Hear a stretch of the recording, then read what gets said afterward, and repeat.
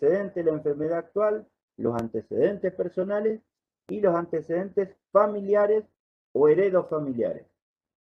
Lo que es anamnesis próxima, que tiene que ver con la patología actual, eso es lo que recogemos en el motivo de la consulta y en el antecedente de la enfermedad actual.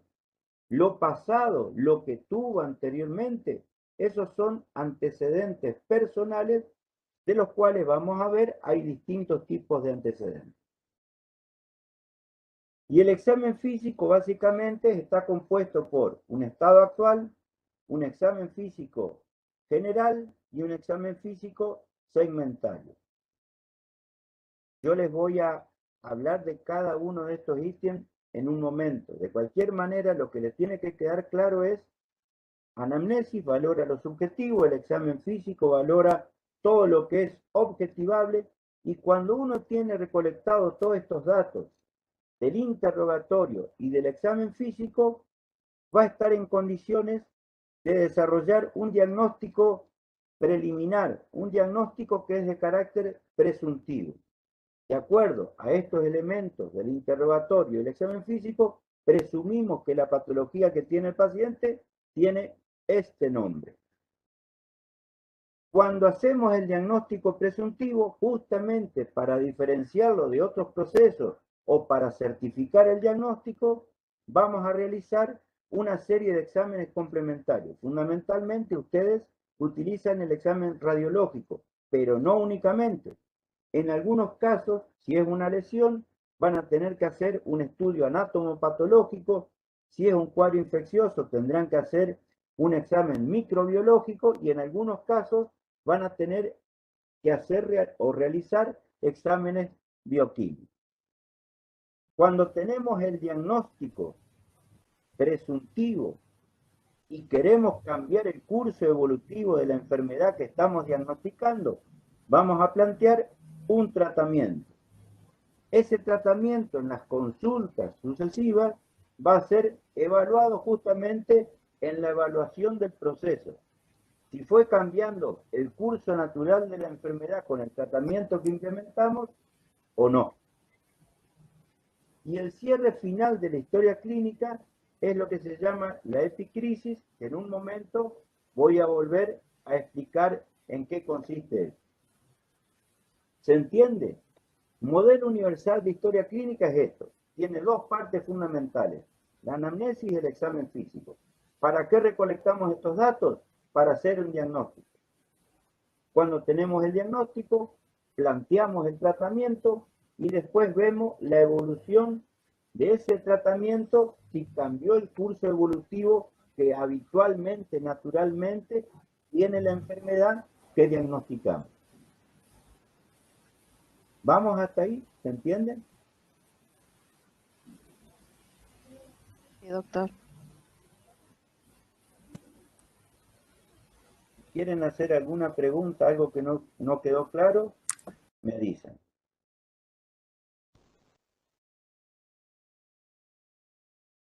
Esperen que ahora no está queriendo cambiarlo.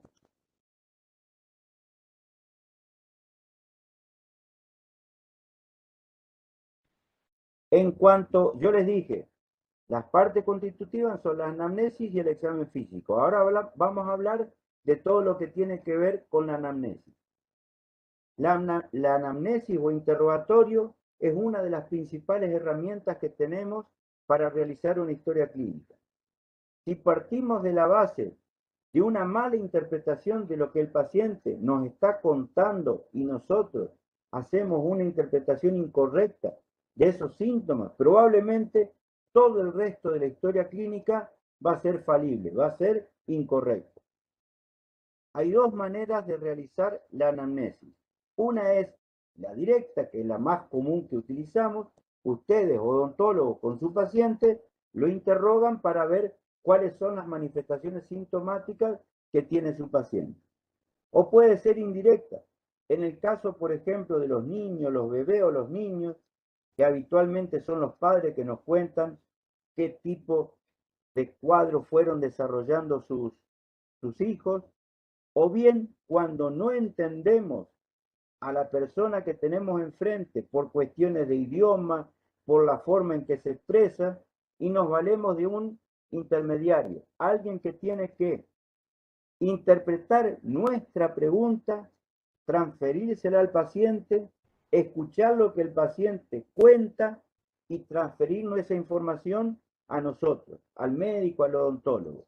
Esto tiene el inconveniente justamente que muchas veces la pregunta que estamos haciendo nosotros es mal interpretada por nuestro intermediario, por lo tanto la respuesta que nos da el paciente puede no ser la que necesitamos conseguir. ¿Se entiende? Lo más lógico es hacer una entrevista en forma directa. En los casos que haya imposibilidad de hacer este tipo de anamnesis o interrogatorio, lo vamos a hacer de una manera indirecta. La anamnesis o interrogatorio, dijimos, está compuesta por los datos de filiación, el motivo de la consulta, el antecedente de la enfermedad actual, los antecedentes personales y los antecedentes heredofamiliares. Vamos a hablar en primer lugar, o vamos a ver en qué consisten los datos de filiación. Los datos de filiación básicamente son el nombre y apellido, el sexo, la edad, el estado civil, el domicilio, la profesión, residencia anterior y habitual, religión, documento, dirección de contacto. Estos datos habitualmente un auxiliar de ustedes los puede recoger. Pero la valoración de cada uno de estos ítems la tienen que hacer ustedes. A modo de ejemplo, el nombre y apellido nos puede dar información sobre alguna patología que es más prevalente en algún tipo de etnia que en otra. El sexo habitualmente puede hacer que la patología, el cuadro clínico, tenga más relación con el sexo femenino, por ejemplo, como ocurre en las colagenopatías, o con el masculino, por ejemplo, en el caso de la hemofilia A, que la padecen los hombres, la transmite la mujer, pero la padecen los hombres. La edad, lo mismo. De acuerdo al cuadro clínico que tenemos, la causa, la enfermedad puede ser distinta, si es un niño, un adulto o un anciano. Y así cada uno de estos elementos. La profesión, si una persona trabaja en un ambiente donde aspira algún tipo de sustancia, polvillo que pueda afectar a los pulmones, probablemente eso va a tener relación con su actividad profesional. Por eso les digo, todos estos datos los puede recabar una persona que trabaja con ustedes como auxiliar, pero la interpretación de cada uno de estos ítems la van a hacer ustedes. Ustedes van a valorar el antecedente que tienen enfrente en cuanto a los datos de filiación. ¿Queda claro eso? ¿Se entiende? Sí, profesor.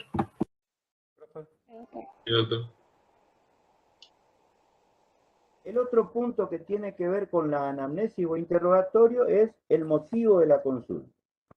El motivo de la consulta es la razón de ser de la consulta de la persona que está enfrente de ustedes. O sea, que es poco probable que esa persona no les quiera contar realmente por qué está ante ustedes. Y seguramente va a ser lo primero que nos quiere contar antes de darnos todos esos datos que le pedimos de filiación. Lo que nos va a querer contar, referir, justamente es el motivo por el cual está en la consulta. En algunos casos, de acuerdo a las características personales que tiene el paciente que tenemos enfrente, podemos utilizar un disparador que es una pregunta que hacemos para que la persona nos refiera realmente por qué está en la consulta. Le podemos decir qué puedo hacer por usted, en qué lo puedo ayudar, cuénteme qué le anda pasando, lo que se les ocurra como forma de disparar la respuesta del paciente para decirnos cuál es el motivo por el cual está en nuestra consulta. Y este motivo de la consulta en la historia clínica lo tienen que escribir textuales palabras como lo refiere el paciente. ¿Por qué es esto? Si yo hago una mala interpretación de lo que el paciente me está contando, seguramente el resto de la historia clínica va a ser incorrecto. O si esta historia clínica la lee otro profesional y se basa en lo que yo interpreté en el motivo de la consulta, probablemente también va a cometer el error diagnóstico que yo estoy cometiendo. No sé si queda claro eso. O sea, si el paciente les dice, por ejemplo, vengo porque tengo una aflicción en el pecho, esas palabras son las que tienen que escribir en la historia clínica. Acá en este punto no hacemos una valoración, no calificamos el síntoma. Lo que hacemos es volcarlo, textuales palabras, como nos lo cuenta el paciente. ¿Se entiende eso? Sí, profe. Sí, profe. Las preguntas, estas que yo les estoy mostrando acá, son disparadores para que el paciente nos cuente el motivo por el cual está en la consulta. Y lo vamos a transcribir en la historia clínica, en esta parte de la historia clínica, en el motivo de la consulta, textuales palabras como nos lo cuenta el paciente. Después del motivo de la consulta, lo que vamos a desarrollar es el antecedente de la enfermedad actual. ¿Qué es esto? Referido al motivo de la consulta, vamos a reinterrogar al paciente para tener más elementos para hacer el diagnóstico. Vamos a valorar, por ejemplo, el síntoma de inicio del proceso, si hay síntomas acompañantes y si hay algún síntoma que consideramos que es el principal.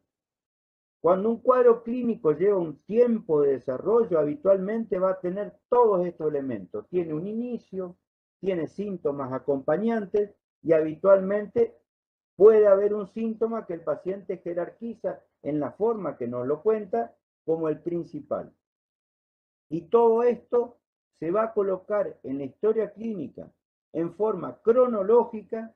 Van a tener que colocar cómo empezó el proceso, cómo continuó, cuál ustedes interpretan de acuerdo a lo que les está refiriendo el paciente, que fue el síntoma principal, y acá sí vamos a calificar cada uno de los síntomas. Le damos el nombre científico de lo que estamos interpretando, nos refiere el paciente. Si el paciente refiere que tiene dolor de cabeza y fue eso lo que pusimos en el motivo de la consulta, acá vamos a colocar que tiene cefalea y las características que nos cuenta el paciente que tiene esa cefalea, justamente para hacer el diagnóstico. Pero calificamos el síntoma, le damos el nombre científico del síntoma que nos refiere el paciente. Repito, motivo de la consulta es lo que el paciente nos cuenta y de la manera que nos lo cuenta, lo volcamos en la historia clínica. Cuando desarrollamos el antecedente de la enfermedad actual, que es reinterrogar sobre el motivo de la consulta, vamos a colocar cronológicamente los síntomas que se fueron dando, el inicial, los acompañantes y si hay alguno principal. Todo esto con el nombre científico de cada uno de los síntomas que volcamos en la historia clínica. Los antecedentes personales básicamente pueden ser de carácter fisiológico, o sea, todo lo que tiene que ver con condiciones normales, habituales, fisiológicas de una persona que pueden estar alteradas. El apetito puede estar normal, aumentado o disminuido. El paciente tiene polifagia, tiene anorexia, que es el nombre que tiene cuando pierde el apetito, la anorexia, o tiene un apetito aumentado, en ese caso lo que tiene es polifagia.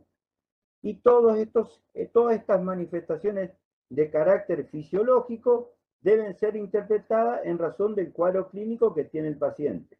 La catarsis se refiere al ritmo de evacuación intestinal. Puede tener constipación, puede tener diarrea. La diuresis lo mismo, puede estar aumentada, tiene poliuria, o está disminuida, tiene oliguria, y así cada una de estas manifestaciones de carácter fisiológico. La tenemos que valorar. Los antecedentes personales patológicos, entre los cuales tenemos las enfermedades infecciosas, el antecedente de alergia, fundamentalmente la alergia a medicamentos, porque si el paciente nos refiere alergia a un medicamento, es obvio que ese tipo de droga, ese tipo de fármaco, no vamos a utilizar. Antecedentes de enfermedades venéreas, intervenciones quirúrgicas, La intervención quirúrgica, ¿para qué? ¿Qué utilidad tiene? Si yo estoy pensando en un cuadro clínico que potencialmente es quirúrgico y el paciente me refiere que ya tuvo una cirugía de ese órgano que yo creo que es el responsable del cuadro, seguramente mi diagnóstico va a ser otro. De la misma manera, dentro de los antecedentes patológicos tenemos los traumatismos, las inmunizaciones. En el caso de las inmunizaciones, cuáles son las patologías que seguramente el paciente no va a tener porque está vacunado. No sé si se entiende esto. Todo lo que es fisiológico, tenemos que ver si está alterado en más, en menos o es normal. Lo patológico son enfermedades previas. Por eso les digo, esto es antecedentes remotos que pueden tener o no relación con el proceso actual. Y después hay antecedentes personales que no son ni fisiológicos ni patológicos. Por ejemplo, la exposición a diversos tipos de sustancias que pueden ser nocivas para la salud, que son los hábitos tóxicos. Si la persona fuma, tiene, por ejemplo, mayor probabilidad de desarrollar desde cáncer de pulmón a alguno en la cavidad oral, inclusive de acuerdo al tipo de tabaco que consuma, si es pipa, si es cigarro. El alcohol como condición para desarrollar cirrosis y diversos tipos de drogas que pueden afectar distintos tipos de órganos. ¿Se entiende? Antecedentes personales, entonces, tienen que valorar las alteraciones fisiológicas, todo lo que es antecedentes de orden patológico y los hábitos. ¿Me siguen hasta ahí? ¿Se entiende? Sí, doctor. Sí, doctor.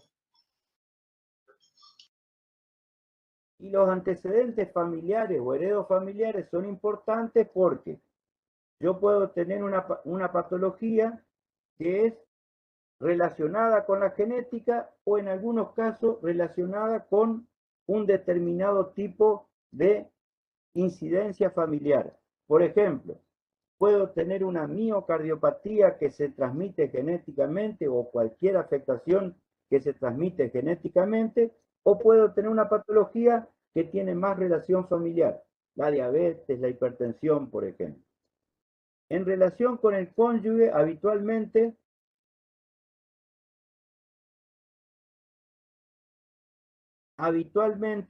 es por las enfermedades que se transmiten de transmisión directa. O sea, si yo tengo tuberculosis o mi esposa tiene tuberculosis y yo tengo un cuadro clínico compatible con ese tipo de patología, eso ayuda justamente al diagnóstico de la patología actual inclusive. ¿Se entiende?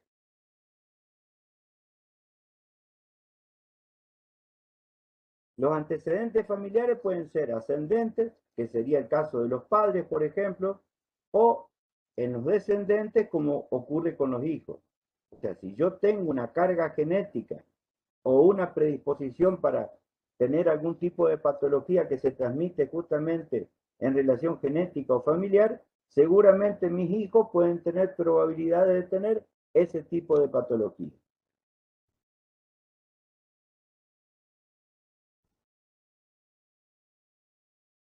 Terminado la recolección de todos los datos que tiene la anamnesis, los datos de filiación, el motivo de la consulta, el antecedente de la enfermedad actual, los antecedentes personales de tipo fisiológico, patológico, los hábitos tóxicos y los antecedentes heredofamiliares, pasamos a lo que es el examen físico. Dentro del examen físico tenemos una parte que es el estado actual y después tenemos un examen físico de carácter general y otro que es segmentario. En cuanto al estado actual del examen físico, uno es la impresión general. La impresión general ya la tenemos desde el primer momento que nos ponemos en contacto con la persona que viene a la consulta. La forma en que habla, que se expresa, la forma en que nos saluda, la manera que tiene de relatarnos los síntomas cuando hacemos el interrogatorio, todo eso nos da una idea de las características fisiológicas, patológicas y psicológicas de la persona. La persona que está enfrente nuestro nos puede impresionar que está aparentemente sana. Puede ser una persona que nos impresiona gravemente enferma, crónicamente enferma o agudamente enferma. Todo eso lo valoramos desde el momento que nos ponemos en contacto con el paciente. Y después registramos los signos vitales, le tomamos el pulso, la presión arterial, la temperatura, la frecuencia respiratoria, vemos el tipo respiratorio que tiene, el peso, la altura. Todo esto nos da información de tipo fisiológico. Básicamente, para considerar si la persona que está enfrente nuestro tiene alguna alteración de carácter fisiológico, que va a ser entonces una alteración, va a ser algo patológico. Entonces, el estado actual es la impresión general, que es todo lo que recogemos de información estando en contacto con el paciente, básicamente lo que nos cuenta el paciente, lo que vemos del paciente, para ver las características psicológicas o físicas del mismo y su estado. Si nos impresiona que es una persona aparentemente sana o enferma crónicamente o agudamente enferma. Y después recolectamos básicamente los signos vitales. El examen físico general se refiere a todas las estructuras que tienen una distribución más o menos universal en el organismo.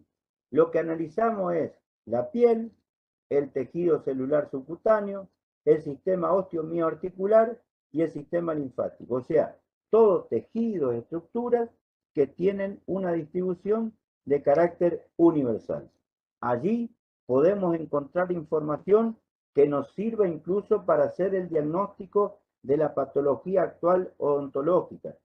Si vemos una lesión, por ejemplo, en la piel, que es compatible con un sarcoma de Kaposi, y vemos la misma lesión a nivel de la cavidad oral, probablemente uno de los diagnósticos que vamos a tener en cuenta es que el paciente pueda ser portador de HIV-Sida. ¿Se entiende eso? O sea, ustedes por ahí este examen general no lo van a hacer tan exhaustivamente como lo hace un médico, pero sí pueden encontrar datos que están por fuera de cabeza y cuello, por fuera de la cavidad oral, que les da información para hacer el diagnóstico de la patología que ese paciente tiene en la consulta odontológica. Y el examen segmentario tiene el examen de cabeza y cuello, el tórax, el examen del abdomen, genitourinario, el sistema nervioso central, las extremidades. De todo esto, vuelvo a decirle, para el odontólogo, lo más importante es el examen de cabeza y cuello, en particular lo que se refiere al examen extraoral y al intraoral. Pero toda la información que puedan recoger del resto del organismo, no hay que desdeñarla, digamos, hay que tenerla en cuenta porque nos puede dar información útil para el diagnóstico de la patología odontológica que tiene ese paciente en la consulta. No sé si se entiende ese concepto. Ustedes por ahí no van a hacer el examen exhaustivo del abdomen, del tórax, pero pueden encontrar cuando están con el paciente algún dato que les da información para justamente hacer el diagnóstico de la patología odontológica por las cuales él está en la consulta. Hicimos la anamnesis o examen físico, hicimos la anamnesis, hicimos el examen físico, ahora lo que vamos a hacer es, con esos datos, es tratar de llegar a un diagnóstico.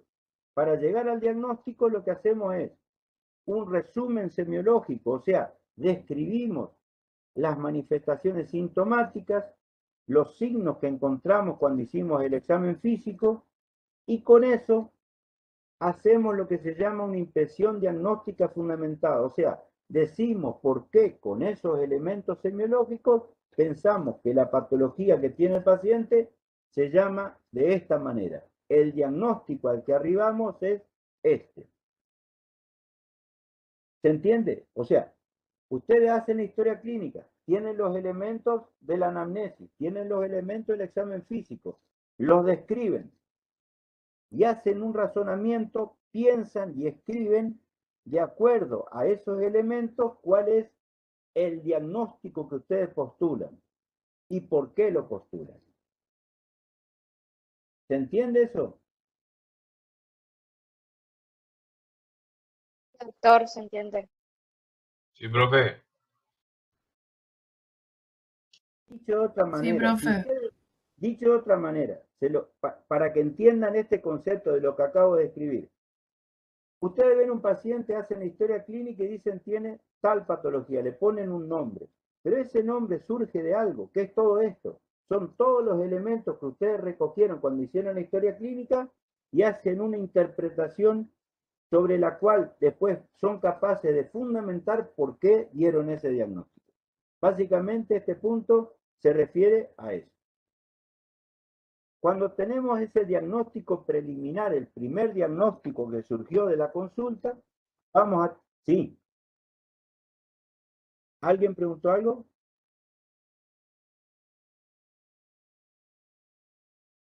Teniendo en cuenta ese diagnóstico preliminar, vamos a plantearnos, como les dije hoy, cuál es el examen complementario que puede certificar el diagnóstico o que nos puede ayudar a hacer un diagnóstico diferencial con otro tipo de patología. Realizamos los exámenes complementarios, con ese diagnóstico presuntivo hacemos un tratamiento y en las consultas sucesivas lo que vamos a ver es la evolución del proceso. Cómo cambió el curso natural de la enfermedad, ¿no es cierto?, con la intervención que hicimos, que es el tratamiento que le hemos dado al paciente. Y la epicrisis es el resultado final del proceso, de la patología por la cual el paciente está en la consulta. El paciente puede ser dado de alta curado, puede ser dado de alta convaleciente, o sea, no terminó todavía de cumplir con todos los requisitos de curación del proceso, o bien puede sucumbir a la enfermedad y obitó, murió. ¿Vamos hasta ahí? ¿Se entiende? ¿Puede repetir la epicrisis, por favor, doctor? ¿Cómo? ¿Puede repetir lo que dijo de epicrisis?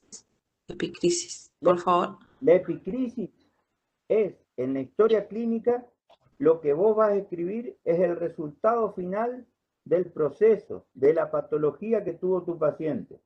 El paciente vos lo diste de alta, curado, ya terminó la patología, no tiene más indicios de la patología, puede estar convaleciente, o sea, está mejor que cuando empezó el tratamiento, pero todavía no terminó el proceso de curación. Continúa con la patología. Mejoró, pero todavía continúa con la patología. O bien, si es una enfermedad grave y no hubo forma de controlarla, el paciente puede morir. ¿Se entendió?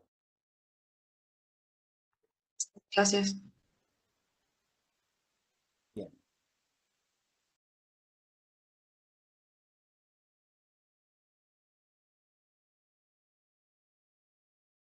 Como les expliqué hoy, el modelo de historia clínica universal no existe.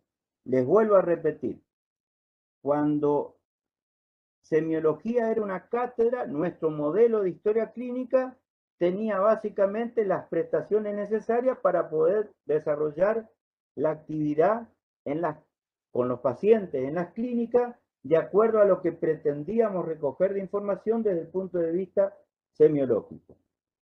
Cuando hubo un cambio en el plan de estudio y se hizo un módulo, hubo varias áreas disciplinares, se fue haciendo una historia clínica mucho más compleja, porque se fueron agregando elementos que antes no existían en la historia clínica nuestra. Entonces, lo que yo les voy a mostrar ahora, esto, por ahí van a encontrar una disposición de algunos de estos elementos en la historia que van a ver que es un poco distinta a la que yo tengo acá, pero de cualquier manera toda la estructura es igual, similar. ¿Me entienden? O sea, por ahí el orden en que lo presento no está exactamente igual que como lo van a ver en las clínicas. Pero todos los elementos que conforman esta historia clínica son iguales. Esto es el consentimiento informado. El consentimiento informado, ¿para qué se hace? Justamente por si hay alguna cuestión médico-legal, para que si el paciente nos dio su consentimiento, tengamos el aval de que fue de común acuerdo. Nosotros proponemos, por ejemplo, un estudio determinado o un tratamiento y el paciente estuvo de acuerdo en que éste se realice.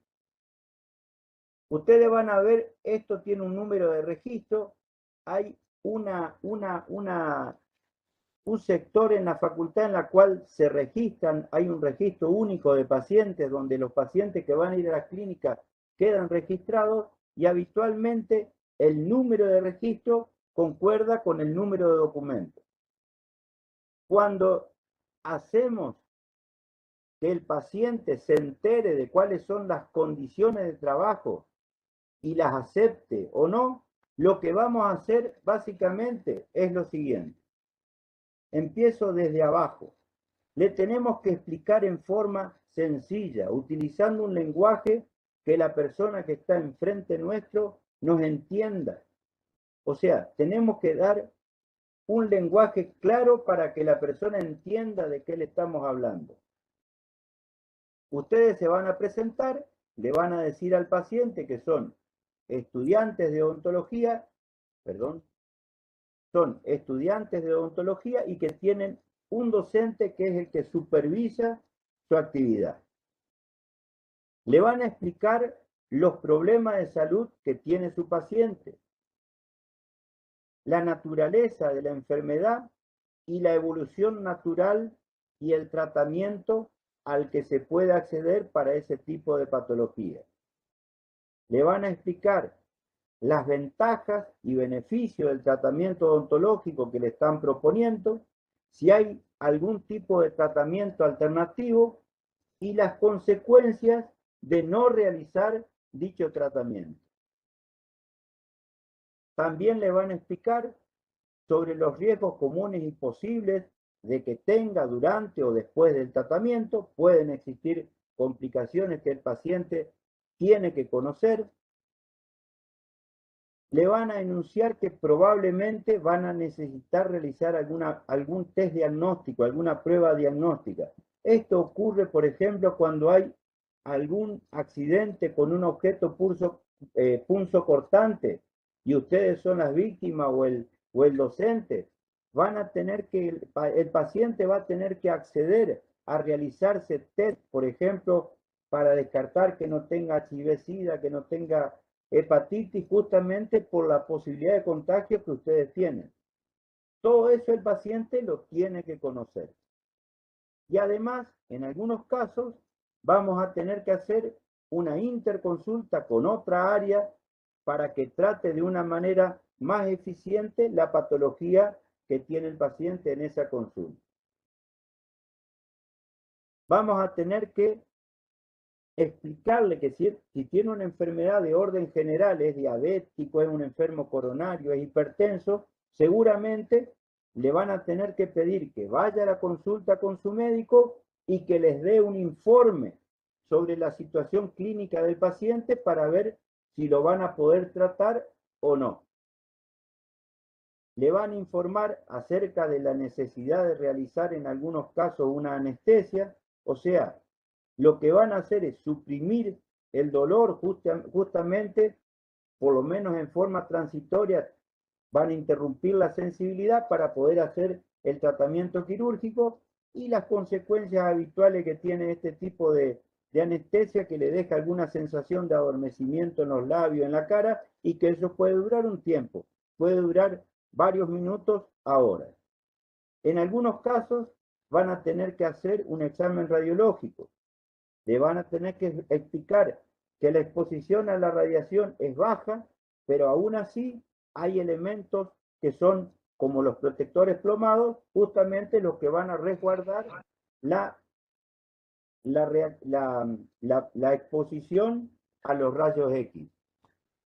En algunos casos, el paciente va a tener que consentir que nosotros le hagamos una fotografía o un video a los fines académicos. Esto es para realizar algún tipo de trabajo, siempre explicándole que van a guardar la confidencialidad y que van a resguardar la identidad de la persona. Van a tener que conminarlo a que el paciente venga a la consulta para realizar los controles post-tratamiento. Le van a explicar cuáles son las indicaciones postoperatorias, si es que se hizo, por ejemplo, una exodoncia, el tratamiento que debe cumplir, y el paciente también tiene que, o ustedes van a tener que hacer que el paciente consienta que si el paciente les pide información sobre la evolución de la patología por las cuales fue a la consulta, ustedes tienen la obligación de darle los detalles de la evolución. ¿Se entiende?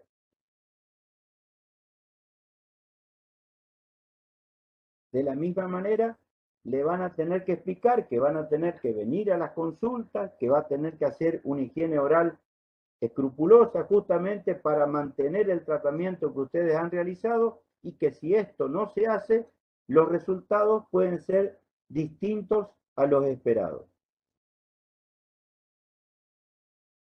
Consentimiento informado entonces es información que le brindamos al paciente sobre la patología por la cual ustedes le van a tratar, estudiantes de odontología que trabajan con un docente que es el que los va a guiar en el tratamiento, todas las patologías previas que pueda tener de carácter general que van a tener que ser evaluadas por el médico y traer un informe justamente de esa patología, y todos los tipos de estudios, desde, como les dije hoy, pruebas diagnósticas para descartar alguna enfermedad infectocontagiosa, los exámenes radiológicos, para justamente resguardar o para justamente evitar una acción legal, ¿no es cierto?, cuando hacemos el tratamiento de estos pacientes.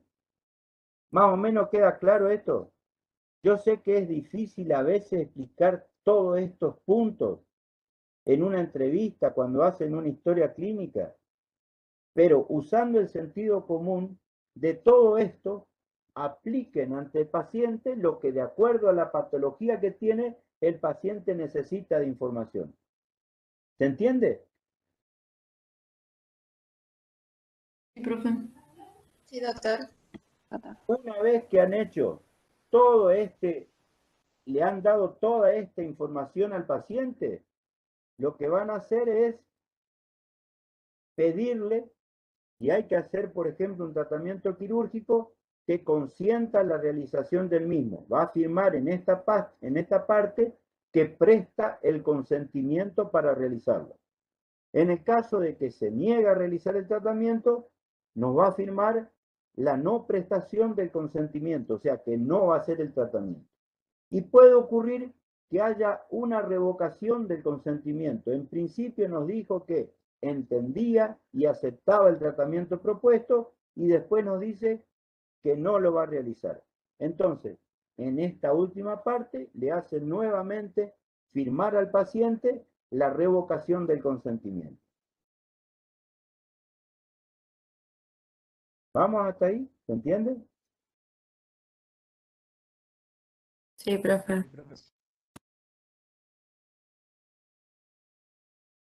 Y este es el modelo de historia clínica. Básicamente es lo que les acabo de demostrar o mostrar como estructura básica de una historia clínica. La primera parte tiene lo que les dije, el RUC, que es el número de registro de los pacientes. Habitualmente va a ser el número de documento de su paciente. Empieza con la anamnesis, todos los elementos de la anamnesis, tiene los datos de filiación, el motivo de la consulta, el antecedente de la enfermedad actual y todos sus ítems, los antecedentes personales, fisiológicos, patológicos, y acá me voy a detener un momento en los antecedentes personales de tipo patológico. En la primera parte de los antecedentes personales patológicos, por ejemplo, estos clínicos, antecedentes personales patológicos clínicos, tenemos enfermedades infectocontagiosas, si bien las normas de bioseguridad son universales, quiere decir que el criterio de aplicarlas es para pacientes que conocemos o no que tiene una patología que se puede transmitir, por ejemplo, por sangre o hemoderivados. Es importante el conocimiento de la presencia de algún tipo de enfermedad infectocontagiosa de este tipo, porque algún tipo de resguardo en particular con esos pacientes seguramente vamos a tener. En cuanto al horario de atención, o sea, alguna particularidad va a tener. Pero siempre hay que acordarse que la norma de bioseguridad es universal y todos los pacientes, pensemos o conozcamos que tiene o no una patología de carácter infectocontagioso, que nosotros nos podemos infectar, incluso si hay una mala esterilización del material, contagiar a otro paciente después de nuestra consulta, todo eso habitualmente es para condicionar el trabajo en particular con ese paciente en ese momento. Los antecedentes cardiovasculares, como verán acá, tienen antecedentes cardiovasculares de presencia de hipertensión, cardiopatía isquémica, arritmias cardíacas. Bueno, todo esto, ¿por qué es importante o para qué es importante? Porque estos pacientes habitualmente tienen más riesgo quirúrgico, tienen más riesgo de desarrollar una complicación por la presencia de algún antecedente de este tipo. Otros antecedentes, como por ejemplo los endocrinos metabólicos, ¿por qué son importantes? Porque si el paciente, por ejemplo, es diabético, por allí tiene más propensión a desarrollar algún tipo de complicación o enfermedad, como puede ser una periodontitis. Al mismo tiempo, esa patología le puede descompensar a su cuadro de diabetes. Por eso justamente es importante el conocer todos estos antecedentes de tipo patológico. La valoración la van a ir aprendiendo, la valoración de por qué es importante el antecedente de cada uno de estos antecedentes patológicos, la van a ir haciendo y teniendo a medida que hagan historias clínicas. Por ejemplo, de las hematológicas, los antecedentes de síndrome hemorragíparo, el antecedente de que el paciente está antiagregado, anticoagulado, todo eso va a hacer que el paciente tenga más probabilidad de hacer cuadros de hemorragia postoperatoria por la presencia de una enfermedad previa o un tratamiento previo. No sé si me entienden. Los antecedentes patológicos los tienen que tener muy en cuenta a la hora de valorar al paciente para ver si el riesgo del tratamiento al cual va a ser sometido está aumentado o no, y que la patología que tiene puede implicar más probabilidad de desarrollar una enfermedad a nivel de la cavidad oral y que esa enfermedad repercute después sobre la enfermedad previa. ¿Se entendió eso? ¿Se entiende?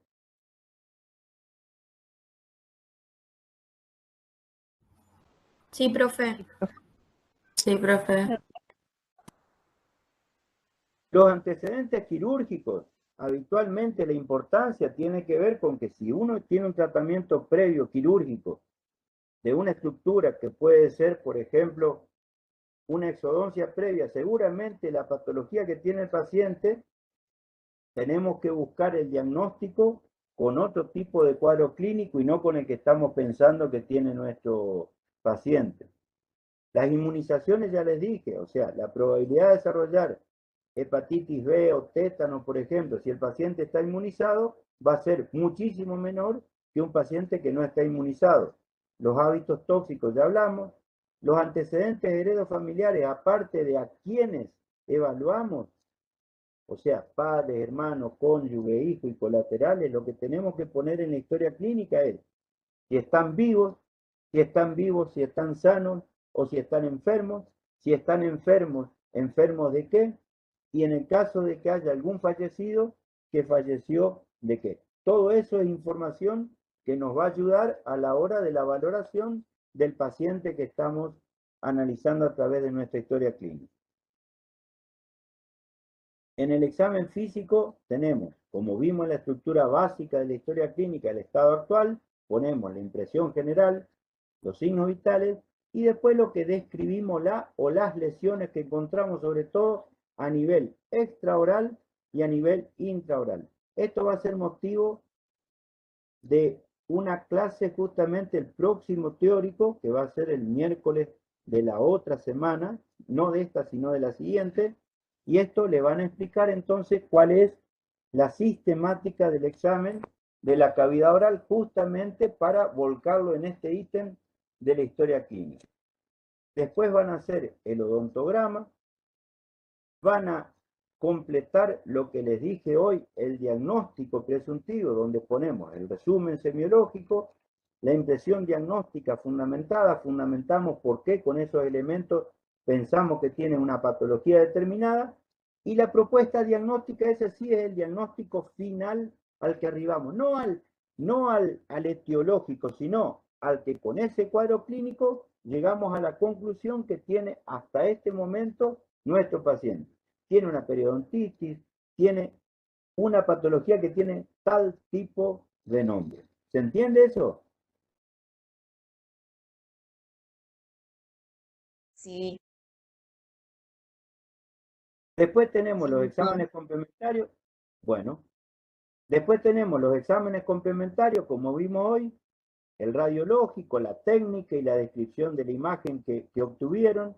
Puede requerir, si es una lesión, por ejemplo, una lesión elemental, puede requerir que se haga un examen citológico, un examen patológico, puede requerir en algunos casos un examen bacteriológico, bioquímico u otro tipo de examen. En cuanto al plan terapéutico, el plan terapéutico puede ser de prevención, puede ser un tratamiento quirúrgico, un tratamiento rehabilitador y en algunos casos vamos a necesitar de fármacos. Van a dar un tratamiento que es farmacológico.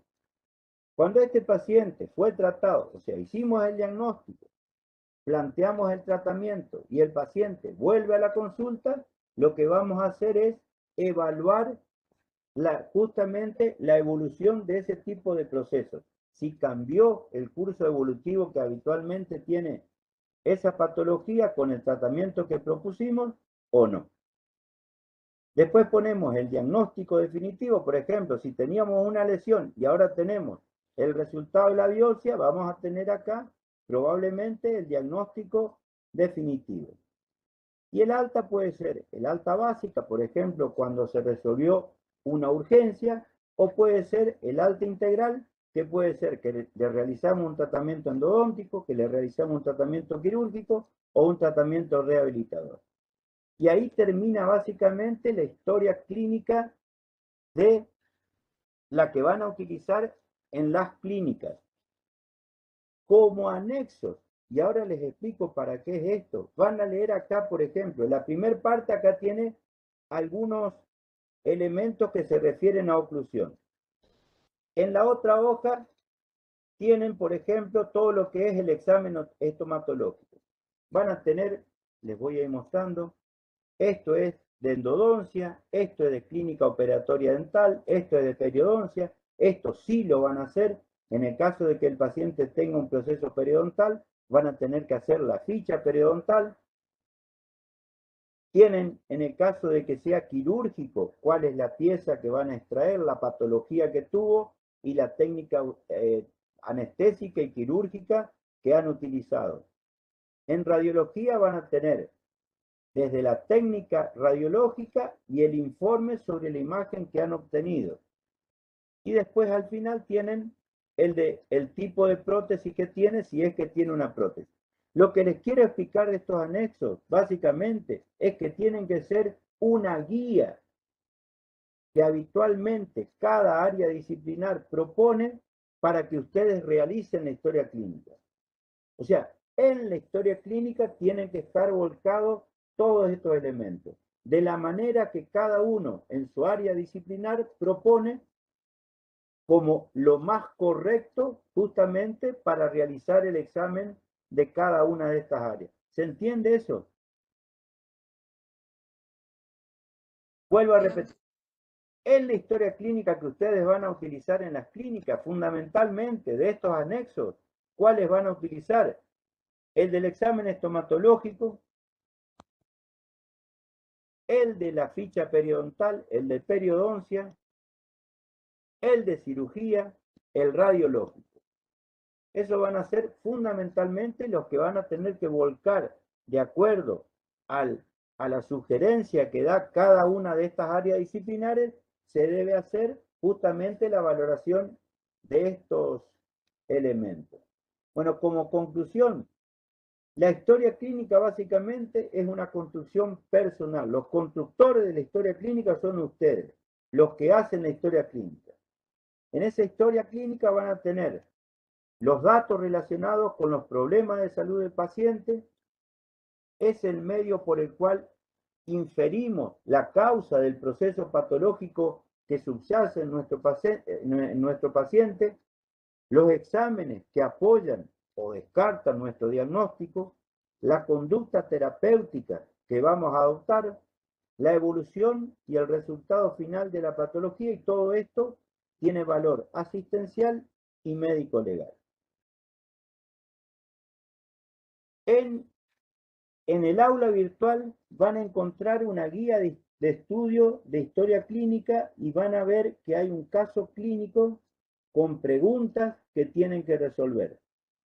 Esas preguntas las vamos a trabajar en el taller del lunes de la semana próxima.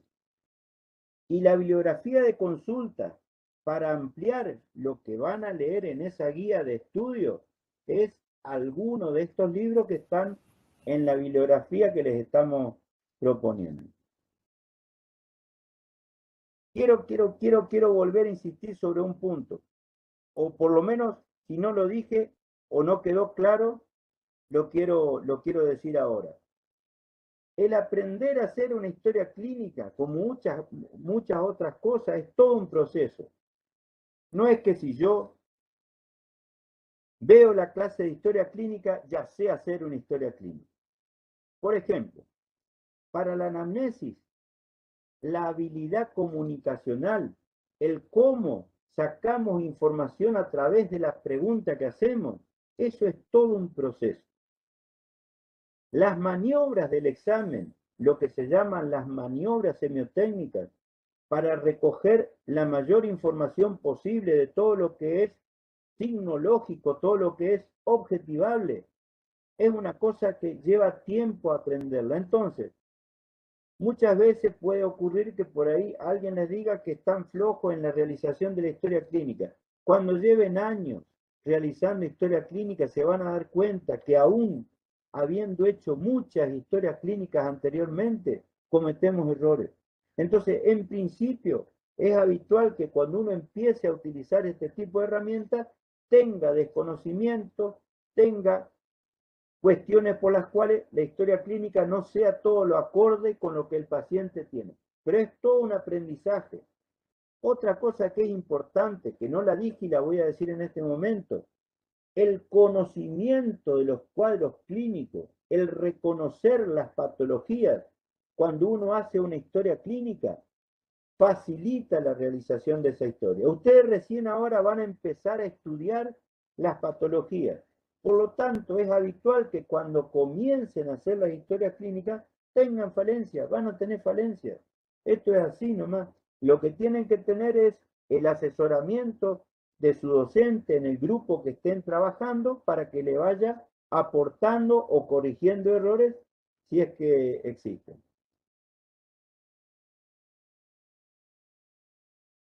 ¿Quieren hacer alguna pregunta? ¿Quieren algo que les haya quedado en duda? Dudas siempre quedan, porque dudas le van a quedar. No solamente las que puedan preguntar ahora, sino aún así van a